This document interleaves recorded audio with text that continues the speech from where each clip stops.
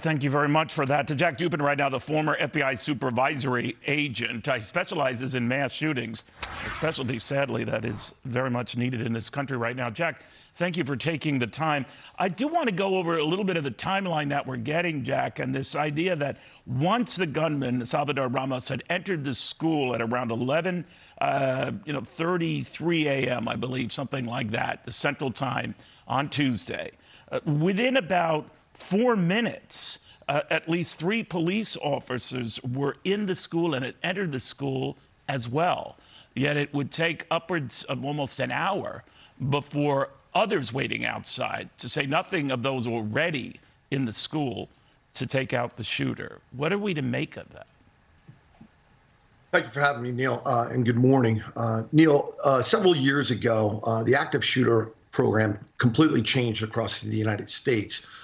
Back in the old days, it was wait till you had 2, 3 guys and go in and make entry. And then we started teaching a new technique of you're the first one on the scene and you go right to the crisis site.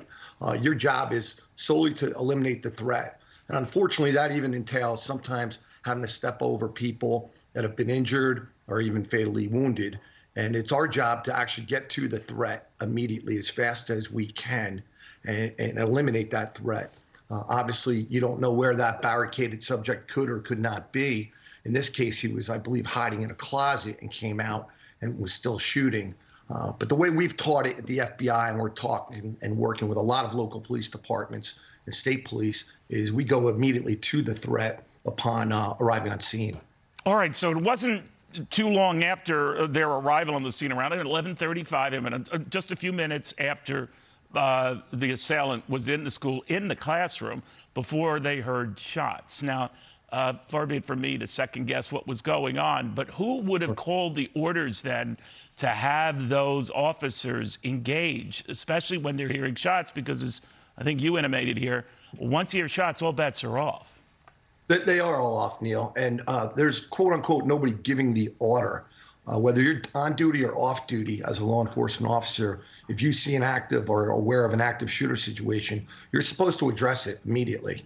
You're not looking for your boss or, captain or lieutenant or supervisory special agent or whomever to give you the word to go. You go. And in a situation like this, I know there's a lot of questions about 40 to 60 minutes inside. If there's truly only 3 officers in there, I've cleared many of schools in training operations and such. It doesn't take 5 minutes, and you really got to clear every single room, every hallway, every closet. So it is a time-consuming thing that it could eventually take, 40, 60, 90 minutes to find your subject. But, the way we teach it today is you don't stop until you neutralize the threat. All right, so going back to Columbine almost, a quarter century ago, where they had SWAT teams outside the school, they're hearing the shots, but they wanted to make sure they had all tactical officers in place. I don't remember the details of that, but we saw something similar in Parkland where there was an armed guard, a single armed guard assigned to the school who didn't go in for whatever reasons. We're going to talk to a father who lost a child in that shooting about what he makes of that all these many years later, but that this keeps repeating itself. I just wonder, from your vantage point as an expert on these things, and the push to make sure there are armed guards or armed personnel or even armed teachers to address this going forward, or the potential for this, is that the answer? What do you think? That's a great question, Neil. I don't think armed teachers are the answer. The teachers, they do a wonderful job trying to protect their students. And I know many of these teachers, consider these kids their own. So they're not properly trained, and you're going to ask them to be a teacher and also an armed guard. That's kind of a tough call. If you're going to have school resource officers, and I know many of them, they're usually trained police officers, but there's got to be, you got to have the right people in place to do that. Nobody really knows what's going to happen during a tragedy until it happens, and nobody really knows how you're going to respond until that happens. And that's where, significant training comes in. On the SWAT team, we would train weekly on active shooter and how to address an active shooter situation.